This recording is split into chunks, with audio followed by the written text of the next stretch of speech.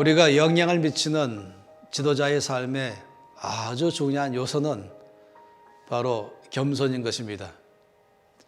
앤드류 머리는 그의 대표적인 책 중에 하나가 겸손이죠.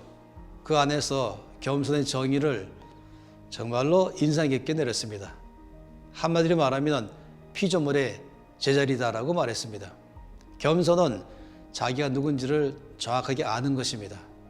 나는 하나님이 지으신, 놀랍게 지으신 바로 하나님의 형상, 하나님의 형상대로 지으신 받은 피조물, 그리고 나는 하나님께 예비하는 자, 하나님을 전심으로 전적으로 의지하는 자, 이것이 바로 겸손의 가장 좋은 요소라고 말할 수 있겠습니다. 이 재정학교 안에서 겸손은 아주 중요합니다. 왜냐하면 잠언 말씀 가운데 이 겸손의 보상을 말씀할 때 재물이라고 말씀하기 때문에 중요하거든요. 그럴 때 이 겸손은 다른 면으로 말할 때에 자기의 분수를 아는 것, 이렇게 말할 수 있겠죠. 내가 누군지를 알기 때문에 내가 있어야 될 자리가 어딘지를 알고, 또 그렇기 때문에 나의 분수를 알고 살아가는 것, 이것을 겸손이다라고 말하고 있습니다.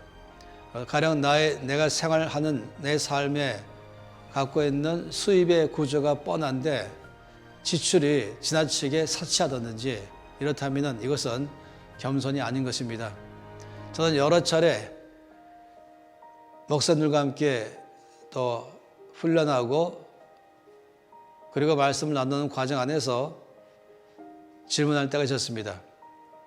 우리 목사님들의 갖고 있는 차는 어떤 차가 좋겠습니까?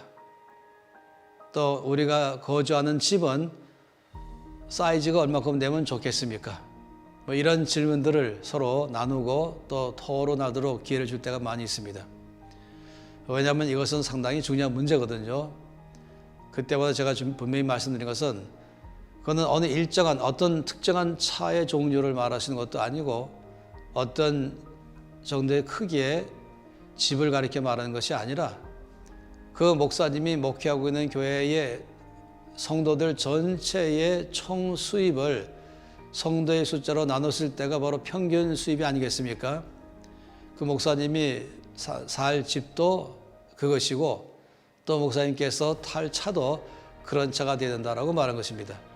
물론 나는 좀 더 큰 집도 살 수 있을 형편될지 모르지만 나는 물론 더 큰 차를 또 운영하는 것이 또 편할지 모르지만은 또 물론 큰 차가 훨씬 더 이 안전을 보장하기 때문에 좋을지 모르지만은 저는 늘 말하기를 겸손이 온 성도 가운데는 아주 중요한 요소이기 때문에 이 겸손한 삶은 온 성도의 평균치로 가는 것이 좋다라고 말씀을 드린 것입니다.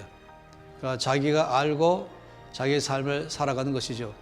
재정학교에서 이렇게 본 적이 있었습니다. 수입이 300만 원인데 명품 가방을 400만 원짜리를 산다는 것이에요. 그리고 할부로 물론 사겠죠. 근데 이것은 그 사람의 삶답지 않은 행동인 것입니다. 이럴 땐 이것은 이제 자기 문서를 모른다라고 말하고 이것을 교만하다라고 말할 수 있겠습니다.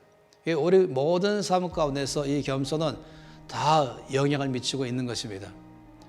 그래서 하나님은 특별히 우리의 삶을 훈련시킬 때 있어서 가장 집중적이고 또 많이 훈련시키는 과목은 겸손의 과목인 것입니다. 우리 모든 사람들 가운데 갖고 있는 가장 심각한 문제는 교만인 것입니다. 저에게도 이 문제는 다룬받는 중요한 것이고 우리 모든 사람 가운데서 이 문제는 다룬받을 중요한 과목인 것입니다. 얼마큼 겸손한 사람이 되었는가, 얼마큼 겸손한 삶을 사는가의 만큼 하나님께 쓰임받는 기준되기 때문에 아주 중요합니다. 사무엘상 18장 말씀은 그런 면에서 하나님께서 다윗과 사울을 훈련시키는 놀라운 장면이 나와 있습니다. 골리앗을 이기고 그리고 온 이스라엘이 전장에 대승리를 거두고 돌아오는 이 개성군, 이들이 예루살렘에 입성할 때에 온 이스라엘이 이들을 환영하고 또 여인들은 이들 앞에서 또 춤추면서 노래를 불렀습니다. 그런데 이들이 부른 노래의 가사가 이 사울의 귀에 들리고 또 다윗의 귀에 들렸습니다. 그 노래는 참으로 우리가 기억해 놔야 될 노래입니다. 사울이 죽인 자는 천천히요, 다윗이 죽인 자는 만만히로다 라고 말한 것입니다. 자연적으로 사울은 이 노랫소리 들으면서 아주 기분이 나빴습니다. 자기는 왕이지요. 그리고 지금 다윗은 목동이죠. 또 이제 10대 중반을 갓 넘은 소년이죠. 그런데 그에게는 만만이여라고 말하고 왕인 자기에게는 천천히라고 말하기 때문에 얼마나 마음이 그 속에서 이 화가 나고 불쾌해졌죠. 그때부터 그는 이제 다윗을 아주 요주 인물로 보고 경계의 대상으로 삼았습니다. 이거는 바로 교만한 사람에게서 잘 나올 수 있는 하나의 반응이라고 말할 수 있겠습니다. 가령 교회에서 이제 교육 전도사가 설교를 한 번 했는데 다윗 목사보다 더 설교를 잘하더라라고 말해 성도들이 겁도 없이 말하고 이것이 다윗 목사님의 귀에 들려오면은 저는 이렇게 말해요.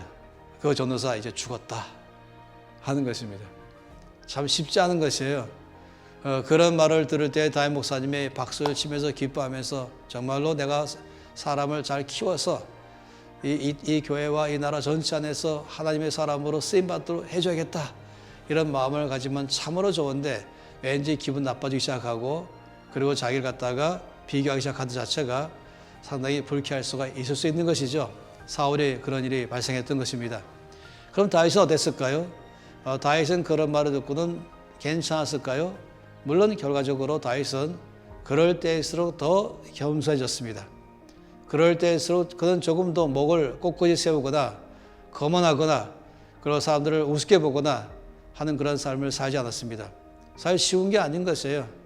우리도 모르는 사이에 자꾸 사람들로부터 칭찬받게 되면은 우쭐해지기 시작하고 그리고 나도 모르게 목에 기부스를 하면서 뻣뻣해지기 시작하고 그리고 교만한 사람으로 돼가기가 참 쉽습니다. 그래서 다윗은 사무엘상 18장 말씀 볼 때에 다윗은 온 이스라엘 백성들에게 사랑받았는데 그 이유는 그는 늘 그들 사이에 출입했다 이렇게 말했습니다.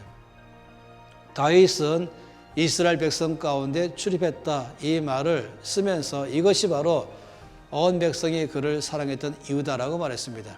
이 출입하다라고 말한 단어는 그 안에 갖고 있는 건 이것입니다. 그 다윗은 언제나 한결같이 점점 지위가 높아가든 더 유명해져 가든 사람들이 뭐라고 그를 칭찬하든 항상 그는 자기를 낮추고 그들과 똑같은 동등한 눈높이에 있으면서 언제나 겸손한 자세로 그를 섬기는 자세로 살아갔다라고 말한 것입니다. 그런 의미에서 출입하다라는 단어를 썼던 것이에요. 하나님께서 이와 같은 다윗을 그래서 귀하게 여기시고 사용하신 것입니다. 다윗이 쓰임받은 가장 중요한 요소 중에 하나는 바로 이 겸손 때문인 것입니다. 하나님께서 가장 쓰지 못하는 사람의 대표는 바로 교만인 것입니다. 우리의 삶에서 끝없이 우리는 이 영역을 다룬받아야 됩니다. 그리고 우리의 교만이 꺾여나가고 깨져나가고 우리는 정말로 겸손한 사람으로 되어가야 되는 것입니다. 내가 있어야 될 자리에 있는 것, 내 분수를 아는 것, 모든 사람과 똑같은 눈높이에 있으면서 동등한 자세로 그들을 존중하면서 그들을 대하면서 살아가는 것, 출입하는 것, 이것이 바로 겸손인 것입니다. 하나님은 저희 여러분 모두를 끝없이 천천히 이런 자리 안에 앉히면서 우리의 겸손한 삶으로 다루시고 만만히 이런 자리에 또 앉히심으로 또 우리를 겸손한 자의 자리에 앉게 해서 다루신 것입니다. 그렇게 해서 겸손한 사람이 되면 될수록 주께 여러분을 놀라운 차원에 쓸 것이라고 믿습니다.